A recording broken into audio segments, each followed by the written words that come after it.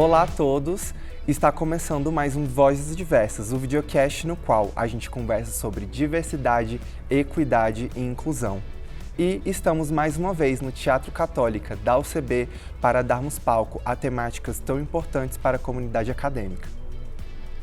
No mês de setembro, a gente costuma ver a campanha do Setembro Amarelo, que tem como principal objetivo a conscientização sobre a prevenção do suicídio. Mas você já parou para pensar o que pode levar a esse desfecho? Em meados de 2022, a OMS divulgou o Relatório Mundial de Saúde Mental da OMS, Transformando a Saúde Mental para Todos, que apresentou dados preocupantes. No caso, em 2019, quase 1 bilhão de pessoas viviam com transtorno mental, e o suicídio foi a principal causa em 1 a cada 100 mortes. A depressão e a ansiedade aumentaram mais de 25% apenas no primeiro ano de pandemia, e os transtornos mentais são a principal causa da incapacidade e, em condições graves, os indivíduos diminuem até sua expectativa de vida de 10 a 20 anos, em comparação com o resto da população. E você, ainda pensa que a saúde mental é frescura?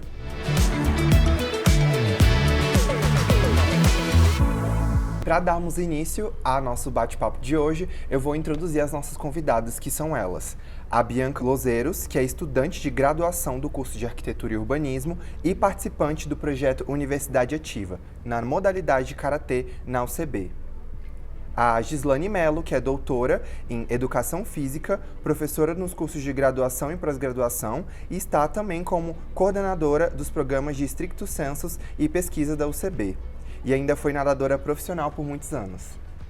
Por último, mas não menos importante, a Karen Soares, que é aqui da UCB, é mestranda em Inovação e Comunicação e Economia Criativa pela UCB. Atua como analista pedagógica no ensino superior. Tem formação em História e Pedagogia, além de especialização em Psicopedagogia. Muito obrigada pela presença de vocês. E antes da gente começar a nossa discussão do episódio de hoje, neste mês de outubro, eu queria conhecer um pouquinho melhor de cada uma de vocês. Eu queria que vocês me contassem a relação de cada uma com o tema de saúde mental. A gente pode começar pela Bianca. Olá, tudo bem? Bom, como o Levi já falou, né, meu nome é Bianca, eu sou estudante de arquitetura aqui na UCB. E a minha relação com esse tema começou lá no ensino médio ainda, né? Que foi quando eu comecei um quadro de depressão. E a partir dali, eu venho, né, num caminho assim, como que diz? Um caminho difícil.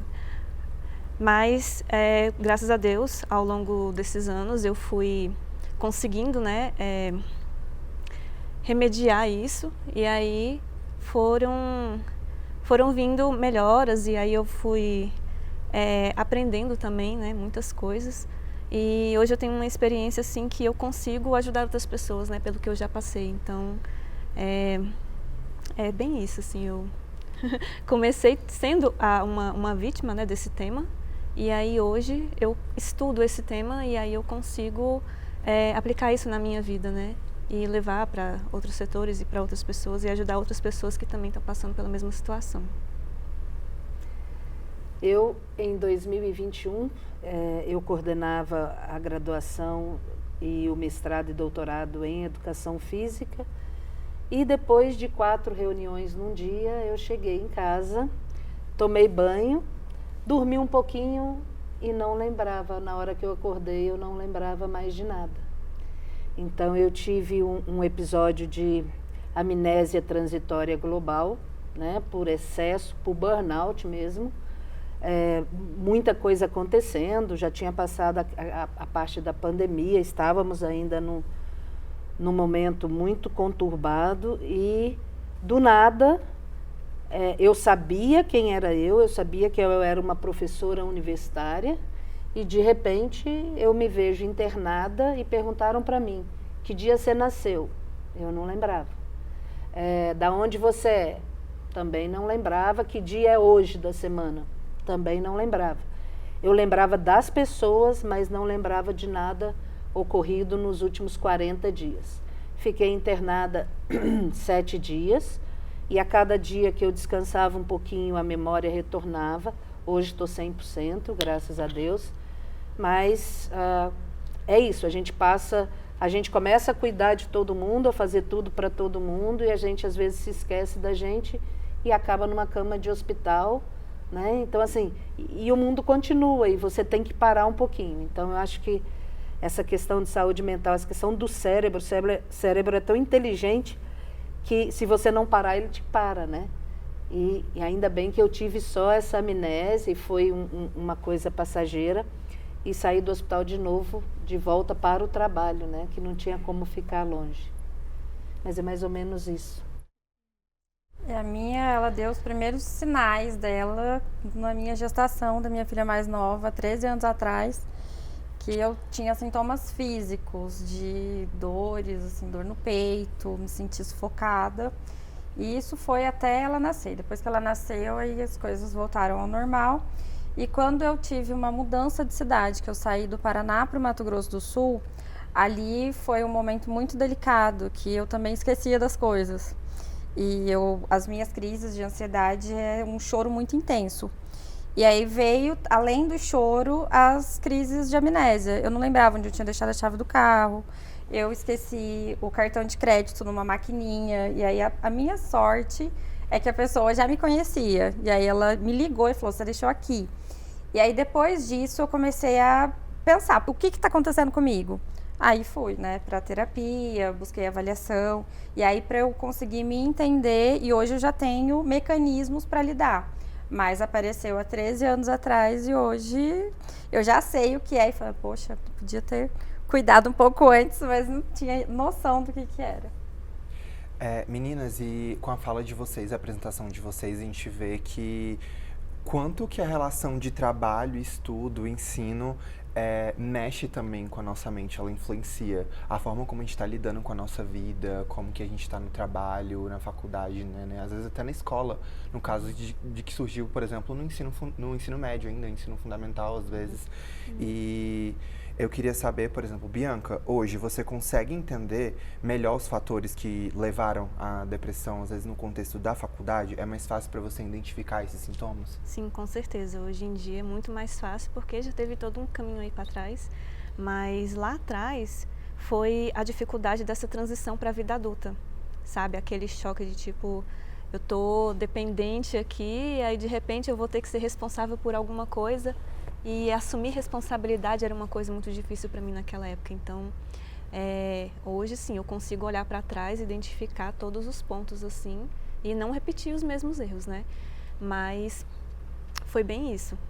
Foi mais a questão da transição. Na verdade, eu até identifiquei depois que essa questão de mudanças, eu tive dificuldade com mudanças em vários momentos diferentes na minha vida. Eu tinha uma resistência de mudança, então isso foi bem marcante para mim, sabe? E no caso, Karen, você acha que, comparado assim a Bianca, no quesito de vocês terem descobrido a questão dos problemas com a saúde mental ainda na fase adulta, teve relação também com o trabalho? Foi fácil reconhecer os sintomas? Você teve resistência em aceitar que precisava de ajuda? Como que foi para você lidar com isso? O meu foi muito do trabalho. Eu tive uma crise de ansiedade muito vergonhosa, porque eu chorei na frente de 50 pessoas desconhecidas. Eu não fazia, assim, a minha gestora naquele momento sabia o que estava acontecendo, mas não conseguiu interferir em nada. Então, quando eu tive essa crise, que foi algo bem delicado, eu precisei pedir licença e sair, só que nisso a lágrima já estava escorrendo. E é totalmente sem controle, mas foi um esgotamento mental, porque eu estava sozinha, coordenando uma equipe consideravelmente grande. E como eu já trabalho com inclusão, naquela época eu também já trabalhava com inclusão, e é complicado. E principalmente quando se lida com crianças, e as crianças que precisam, né, de suporte educacional, em alguns momentos os adultos eles não fazem o que precisa. E aí eu era aquela adulta que estava ali para falar, olha, a gente precisa pensar nesses meninos. E falar sobre isso sozinha foi algo muito delicado, foi muito ruim. E aí é onde veio essa crise. E assim, era imprescindível que eu precisava de ajuda, mas naquele momento eu estava só com terapia.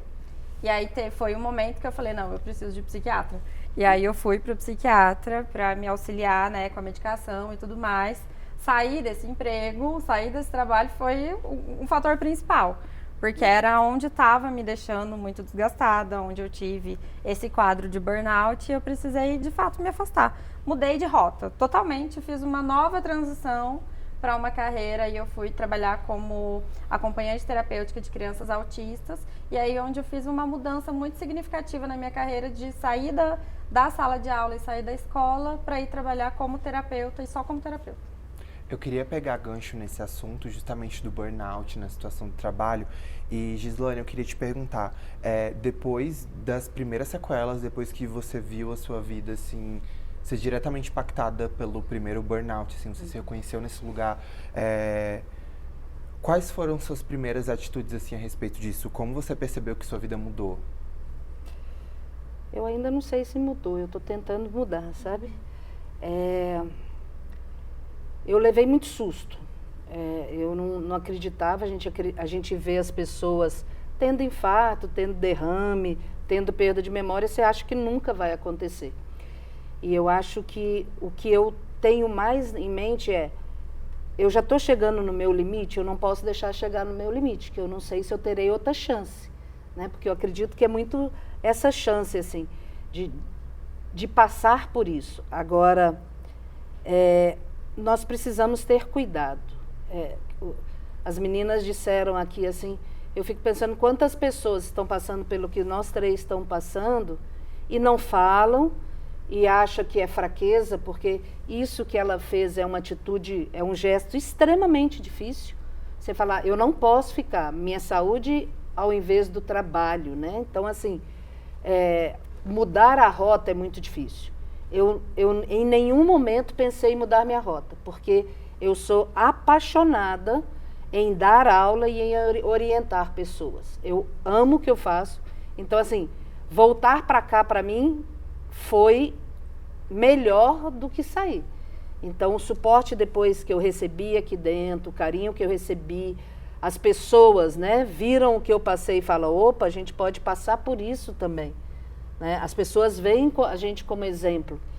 E eu consigo hoje saber se eu estou chegando no meu limite ou não. E aí, eu fiquei muito tempo, eu fui atleta, você me apresentou como atleta, então, assim, sou doutora em atividade física e saúde, e às vezes você fala para os outros e você não faz. Então, o que eu tenho feito agora é voltar a nadar, né? Então, assim, tenho nadado quase todo dia, e tenho buscado isso, buscado atividade física, buscado coisas que me fazem feliz, a leitura. Estar com meus alunos me faz muito feliz. Essa questão de estar orientando mestrado, doutorado. Mas a gente precisa estar atenta, porque às vezes a gente esquece que já passou por aquilo e às vezes cai de novo. Então, vários amigos falam, Gi, acho que você está passando do limite. E eu não consigo ver. Eu consigo ter sinais, mas não, está tudo certo, já está acabando o ano, mas eu tenho um grande grupo de pessoas que estão sempre atentos se eu estou começando a esquecer, se eu não estou começando, e fazem esse suporte comigo, né? Meus alunos, meus amigos. Eu ia comentar que eu achei muito curioso, vocês levantaram pontos muito pertinentes para mim, principalmente a Bianca nessa questão, por exemplo, do descobrir ainda muito jovem, porque a adolescência, por exemplo, é uma época que a gente passa por um turbilhão de sentimentos, turbilhão de hormônios, e às vezes uma pessoa, ela estar em depressão é muitas vezes confundida com uma frescura, e não é uma frescura, é uma pessoa que justamente precisa de suporte. Para a gente seguir com a nossa conversa, eu queria levantar mais um dado que aqui no Brasil tem o SUS, que oferece atendimento gratuito pela rede de atenção psicossocial, e os atendimentos são realizados na atenção primária à saúde e nos centros de atenção psicossocial, que é o CAPS. Além disso, tem também algumas instituições de ensino superior que oferecem atendimento psicológico gratuito, como é o que acontece aqui na UCB por meio do Centro de Formação em Psicologia Aplicada. Só que, como você falou, tem também o caso de a gente contar com uma rede de apoio, que eu acho que também no caso da Karen, tipo, em frente a muitas pessoas, deveria ser uma coisa que levanta a gente, né, ajuda a gente. Eu queria te perguntar, assim, como foi perguntar para todas vocês, como que é essa questão, assim, como que ter amigos, famílias, a família, né, familiares que reconhecem a sua situação ajuda, assim, nesse processo? É tudo. Sempre. É tudo. Porque sozinha, assim, a minha rede de apoio nesse momento que eu passei por essa situação era meu marido e minha melhor amiga. Então nós éramos amigas, estávamos trabalhando dentro do mesmo colégio, então a gente estava no mesmo contexto e a gente se apoiava. E o meu marido por trás de tudo isso. Então ele trouxe muitas coisas, até a chegar a decisão de falar tá na hora de parar. Foi uma decisão conjunta que a gente precisou tomar isso juntos. E logo veio a pandemia também. Então, junto com a pandemia, e foi um momento mais importante ainda, que aí trouxe assim, Karen, você precisa estar mais perto dos seus filhos. Então, é uma decisão que eu precisei tomar e aonde que eu queria estar, sabe? Então, assim, será que eu realmente quero mudar a vida de outras pessoas ou eu quero estar junto com a minha família, com os meus? Aí eu decidi ficar com os meus. E aí, nesse momento, foi muito importante reduzir carga horária, focar no que eu, de fato, precisava fazer. Então, foi uma mudança de rumo muito positiva, porque eu estava dentro de sala de aula lecionando uma disciplina que eu também amo. Mas hoje, se você me perguntar se eu quero, a minha resposta é não. Então, assim, voltar para a educação básica, para mim, vai ser algo bem delicado. Porque nesse contexto foi algo bem difícil. Agora, o ensino superior, o meu trabalho aqui na universidade, eu trabalho com um monte de psicólogo, né? Então, no meu setor, eu trabalho no núcleo de inclusão, então tem um monte de psicólogo. A minha chefe é psicóloga, eu sento no meio, entre duas psicólogas. Então, a gente acaba se acolhendo muito e trabalhar com uma equipe que faz sentido, que gosta do que faz e que todo mundo fala a mesma língua. De verdade, fica muito mais fácil. Quando a gente tem rede de apoio, as coisas fluem, assim... Não consigo dizer o outro lado, porque eu não vivi o outro lado. E às vezes é muito difícil, né? Quando você é muito apegada ao trabalho ou até mesmo ao estudo e você quer estar muito naquele espaço, mas até reconhecer que às vezes ele também pode estar impactando a sua saúde é muito difícil, né? Com certeza, né? Sim. Eu acho que a família ajuda muito. Na época que eu tive, nós estávamos na época da pandemia, então assim, ninguém da minha família podia vir, né? Minha mãe, meus irmãos não poderiam vir. Aí todos os amigos deram suporte, cada um nem podia entrar, mas eu estava recebendo muito telefonemas para falar. E assim, eu lembrava de todo mundo, eu só não lembrava o que eu tinha feito. E essa questão de suporte é importante de dizer, claro, que às vezes a gente não tem na família, mas a gente tem nos amigos, a gente tem que ter um suporte. Mas a gente só vai ter suporte quando a gente falar, né? Se a gente não fala o que a gente está passando, porque assim, a primeira coisa, eu não sei se as meninas sentiram isso, a primeira coisa que a gente sente é culpado. Porque tem gente que aguenta todo esse mundo de coisas que está passando e não fica que nem eu. Eu sou mais fraca que o outro? Será que a gente se sente culpado de estar passando por uma coisa que ninguém está passando? E muita gente não fala. E aí você falou de suicídio. O não falar te leva... Será que eu sou tão diferente? Será que eu sou tão fraca? É a sensação primeira, que eu não sei, as meninas que passaram, elas podem falar, mas eu me senti fraca. Eu falei, nossa, será que eu não dou conta? Eu achei que eu era tão forte, tão atlética, tão poderosa, né? E não dei conta. Então, assim, o falar eu não dou conta ainda é muito difícil. Mas eu tenho aprendido a falar e tenho buscado que meus amigos, eles falam para mim, Gi, está na hora, você já está passando da hora. Então, assim, eu tenho essas pessoas que me conhecem tanto que já sabem se eu estou modificando ou não. Porque nós estávamos falando, ansiedade é do nada, ela começou a chorar do nada. Depressão, a gente sabe que tem várias causas para depressão, ansiedade, estresse, burnout, mas tudo aparece do nada e a gente fica nessa, será que eu sou tão fraco? Será que o outro não tem? Então, falar, eu acho que é importante. E a gente tem que estar atento aos nossos amigos e família, porque às vezes eles vão falando e a gente fala, não, tá tudo certo, tá tudo certo. Uhum. Né? eu sou uma pessoa que sempre tem que chegar no extremo para conseguir enxergar o que está errado. Assim, infelizmente, eu sou assim. Mas eu custo muito entender alguma coisa de errado que está acontecendo, então chega nesse extremo e aí eu, assim, vou dizer que eu pago um preço assim alto, porque é muito sofrimento. Mas, assim, unindo a fala delas aqui, né, tem vários pontos, né, por exemplo, é cíclico a vida, né, então, assim, a gente tem os nossos altos e baixos, então a gente acha que melhora, tipo assim, eu vou fazer terapia, ou eu vou tomar remédio, eu vou fazer isso e aquilo e vai melhorar. Eu acho que é uma questão de amadurecimento, na verdade, como a gente vai evoluindo na vida. Então, assim, mesmo a gente acha assim, tipo, não vou cair de novo, não vou enfraquecer de novo, né? Tipo assim, eu tô curado, vou ficar bem para sempre. Isso não existe, sabe?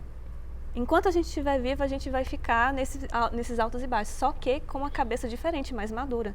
Então, é muito diferente a forma como eu lidava com essas coisas lá atrás, quando eu era adolescente, e a forma como eu lido hoje. Eu continuo passando por dificuldades, continuo tendo minhas crises, mas hoje em dia eu lido com responsabilidade. Então, é um cenário, assim, diferente, mas em relação à minha postura àquela situação. Não que eu tenha me tornado uma pessoa diferente, ou tipo, outra pessoa. Eu continuo sendo a mesma pessoa, mas a minha cabeça agora é mais madura para enfrentar essas coisas e eu sou mais forte. Então, assim, outra coisa que cada uma dessas dificuldades também me fortaleceu, me ensinou alguma coisa e eu pude evoluir com isso. E Bianca, eu queria muito te perguntar também, como que foi a tua relação com terceiros, assim? Como que tu viu as pessoas reagindo à sua questão com a saúde mental? Você teve apoio, você não teve? Como que isso sucedeu ao ponto que você está aqui agora hoje? No início, eu tinha muita vergonha de dizer. Assim, por questão familiar também tinha aquela coisa o tabu, né? Não vamos falar que somos loucos, não vamos falar que somos depressivos, porque isso é uma doença, que não sei o quê. Tinha aquela coisa de um certo preconceito, né? Então, para a família eu não falava, eu guardava, eu não queria assim, que ninguém soubesse o que eu estava passando. Eu fiquei, depois que eu terminei o ensino médio, acho que eu fiquei uns 5 anos mais ou menos, nesse quadro de depressão e ansiedade, sem pedir ajuda. Nossa. Tipo, levando ao extremo ali, tipo, dou conta de tudo sozinha. Aí, até que eu dei o braço a torcer, que eu já estava na faculdade, eu tinha já concluído 3 anos de faculdade, e aí cheguei no limite. Aí eu falei, não, agora eu preciso parar. Acho que eu tive burnout mesmo, sabe? Eu não sei, eu não identifiquei naquela época porque eu não sabia o que era, mas assim, o cérebro parou de funcionar. Simplesmente parou. Então, foi quando eu pedi ajuda e aí eu comecei a terapia. Mas até então, não, eu ficava resistindo. Assim, hoje em dia, as pessoas mesmo que estão ao meu redor, realmente, eu comecei a falar mais depois. Ainda levou um tempo para eu poder falar assim para a família, tipo, não, eu já fiz terapia ou eu estou passando por tal dificuldade. Até recentemente, meu irmão, ele se suicidou no ano passado e quando ele fez isso, foi um impacto muito grande. E eu tive essa sensação de culpa grande por não ter falado. Aí eu pensei, poxa, eu não compartilhei para minha família que eu tinha passado por isso e que eu consegui sair desse quadro de depressão. Então, assim, eu fiquei com aquela sensação de eu poderia ter ajudado ele pela experiência que eu já passei, mas ele não pediu ajuda para mim porque ele não sabia pelo que eu tinha passado. Então, a primeira coisa assim, que eu senti muito forte quando veio a notícia de que ele tinha feito isso foi exatamente a culpa, sabe? E uma incapacidade, assim, tipo, como que eu não ajudei, como que eu não compartilhei, como que eu, sabe? A falta de comunicação, então, traz essas certas consequências, assim, que depois a gente aprende também com isso, né? Então, assim, hoje em dia eu não tenho vergonha de falar, hoje em dia eu falo e, assim, quem eu puder ajudar, eu ajudo. Tanto que uma prima minha também estava passando por essa mesma dificuldade e depois ela apareceu lá em casa, assim, do nada, porque alguém falou para ela que eu tinha passado por isso e ela veio me pedir ajuda e ela eu consegui ajudar. Então, assim, eu senti uma gratificação muito grande depois já em relação a ela, porque ela eu consegui ajudar com isso. E eu acho que a fala de vocês tem muito algo em comum, que é justamente essa questão da importância de a gente externalizar e falar sobre o que a gente está passando. Porque eu acho que esse processo diz muito sobre a gente, às vezes, se ver num lugar muito de culpa e sozinho e de solidão, e que, às vezes, as pessoas não estão passando por algo como a gente está passando.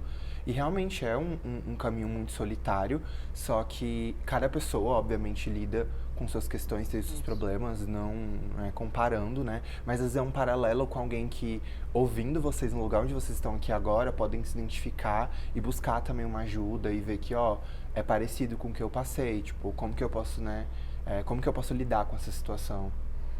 Eu acho que hoje todos nós estamos um pouquinho mais preparados, né? A medicina, antigamente, a psiquiatra dizia para nós que nem os médicos, né, do que atende ali em pronto-socorro acreditavam que a pessoa estava passando por uma crise de ansiedade, ou que achava...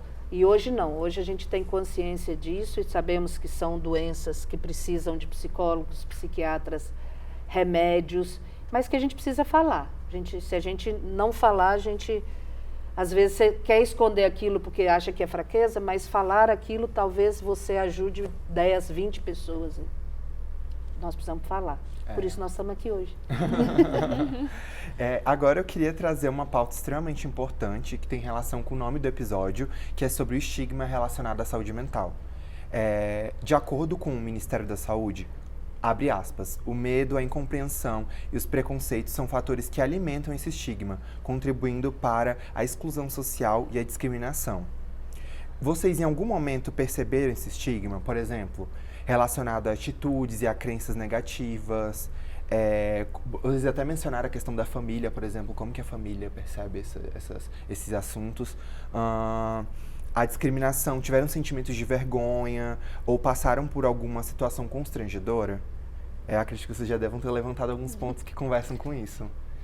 É frescura, né? Ai, nossa, frescura.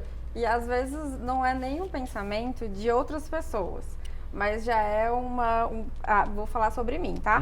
Que era uma percepção minha de que, não, eu tenho que dar conta, todo mundo dá? Por que eu não vou dar? Não, é possível, mas é algo muito da sociedade, essa questão de a gente tem que produzir, a gente tem que ser muito bom, você precisa ser multitarefas. Eu vou falar como mulher, como mãe, então isso, eu não estou em um lugar só, eu estou em vários lugares ao mesmo tempo. E aí a minha cabeça também está em vários lugares ao mesmo tempo. Então, sim, tem um certo preconceito e também da minha parte, de como é que eu não vou conseguir dar conta? Claro que vou! E aí o meu corpo fala, vai não, amor, vai não. Você falou uma coisa muito importante. Terapia e psiquiatra significa loucura ainda para os leigos, né? Então, quando na minha família eu falei, psiquiatra me atendeu, mas você está louca? É a pergunta que te faz. Não, eu acho que terapia a gente tinha que fazer a partir de 5 anos, como devia fazer exercício físico, como devia cuidar da alimentação, assim... Não é loucura, não são só loucos, né, que precisam. Acho que todos nós precisamos conversar com alguém. Então, esse estigma do eu estou indo ao psiquiatra, ou principalmente psiquiatra, falou a palavra psiquiatra, a pessoa já, você está com alguma coisa, você fala que está fazendo terapia, então qual é seu problema? Então, eu acho que isso está muito enraizado na gente e a gente precisa de tirar isso de nós. E entender que esses profissionais estão aí para nos ouvir. E eu acho que é não ter medo de falar. E assim, vai todo mundo sentir medo, vai todo mundo sentir fraqueza, mas não se sintam assim, porque não somos só, né? Olha quantas pessoas tem um suicídio a cada 100 pessoas, olha que coisa. E a ansiedade e depressão aumentou violentamente, né? Eu tive em conversa uma vez com uma amiga minha e ela comentou que fazia... era uma amiga que eu fiz quando mais novo comparado à idade que eu tenho hoje, né? Que eu tô com 23 anos, eu acho que eu conheci ela quando eu tinha ali 19. E ela comentou comigo que fazia terapia desde criança. Isso pra mim foi muito chocante, porque na minha jornada pessoal, até o ponto de eu passar toda a minha infância, ver tudo que eu vi e chegar à terapia, foi assim, escutei muita coisa ainda. Até meus pais mesmo, por quê? Por quê? Por que disso? Pra quê? E aí eu vejo o quanto foi benéfico pra mim. E aí, às vezes, eu fico... E eu falo isso da melhor forma possível. Às vezes, eu penso também que seria muito bom pra eles, assim. Tipo, não tem idade também pra isso. Enfim, muito, muito importante a gente estar sempre tendo um acompanhamento psicológico, independente de se você chegou a uma situação de estresse extrema, assim. Antes da gente encerrar o nosso episódio, eu queria compartilhar uma mensagem muito importante que está disponível no site do Ministério da Saúde, que é: a luta contra o estigma é uma responsabilidade compartilhada. Ao unir esforços, podemos construir uma sociedade onde a saúde mental seja incorporada, compreendida e apoiada por todos. Promover uma cultura de respeito e solidariedade em relação à saúde mental. E vale ressaltar que o estigma, por si só, pode ser mais persistente e prejudicial do que a própria condição de saúde mental. Dito isso, se encaminhando para o nosso encerramento, eu queria que vocês deixassem para quem está nos acompanhando uma mensagem do que a gente pode fazer para promover a diversidade, criar um espaço mais acolhedor na comunidade acadêmica. Bom, para mim, eu acho que é a questão da escuta.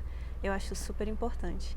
Teve uma pessoa que entrou recentemente na minha vida que, assim, fez toda a diferença essa pessoa ser atenciosa e ouvir, porque às vezes a pessoa simplesmente precisa falar. E é só isso. E já, assim, abre um mundo, assim, para essa pessoa, sabe? Porque às vezes é só isso, é só conseguir botar para fora, se expressar. Então, assim, o ponto principal que eu queria destacar é: se você é uma pessoa que está precisando falar, procure ajuda. E se você é uma pessoa que já consegue ajudar outras pessoas, seja um bom ouvinte. Seja uma pessoa que para, escuta e dá essa atenção para outras pessoas, porque pode fazer a diferença muito grande na vida de alguém. Vanderly já falava, né? Eu queria um ombro de uma pessoa que não me dissesse nada, que não falasse nada, ou seja, que não me julgasse, mas que me escutasse. Nós temos sempre, eu estou falando por mim, não vou falar por nós, mas às vezes a pessoa está te falando e você quer já dar opinião no que tem que falar, não, só escuta, né? E não tenha medo, qualquer um que está passando por isso. Uma crise de ansiedade vem do nada, você está dirigindo, de repente você não consegue respirar. Então, depressão, a gente pode ter falta de lítio no cérebro, não é nem alguma coisa que você esteja passando, a gente só precisa de falar. Nós precisamos de... Arrume uma pessoa que você possa falar e não ache que é só a gente que está passando por isso. O Ministério da Saúde está dizendo, está todo mundo adoecido, então não acha que é só você e não acha que é fraqueza. Ai, não é fraqueza de jeito nenhum. Não é fraqueza de jeito nenhum, é isso mesmo. E atividade física. Atividade física, Atividade física. É fundamental. Não, é fundamental. Eu odeio qualquer atividade física. Tudo bem, mas é extremamente difícil. Para mim, eu odiava educação física desde criança. É muito difícil. Mas, para controlar essa abençoada que fica na minha cabeça querendo correr uma maratona, e aí ai, porque tem um projeto, quero. Tem tal coisa, quero. Eu não posso, entendeu? Então, eu preciso ter limite. E aí, como é que vai colocar esse limite? Então, entendam os seus limites. Coloca todas as suas atividades em um planner. Visualize o seu dia, visualize sua semana, para não pegar mais coisa do que dá conta. E faça atividade física. Aprenda a dizer não. Aprenda a dizer não, exato, assim, porque muito tem importante. coisa... A gente não tem que aprender a dizer não para os outros. Às vezes é pra gente mesmo. Não pegue. Não pegue, não faça. Olha, eu quero comer essa pizza inteira. Não vai comer essa pizza inteira. Vai dar ruim. Então tem que... Limite, a gente tem que saber o nosso limite, dizer não e botar um tênis e vai correr. Vai nadar também. Vai nadar também. Aí E com isso, nesse Alto Astral, a gente encerra mais um Vozes Diversas. E muito obrigado, meninas, pela presença de vocês. Obrigada. Obrigada, eu te agradeço. E com isso a gente chega ao fim. Seu comentário é muito importante. Deixe embaixo o que vocês acharam e também não deixe de assistir os nossos outros episódios. E é isso. Fica de olho também nas redes sociais da Católica para mais atualizações. Tchauzinho!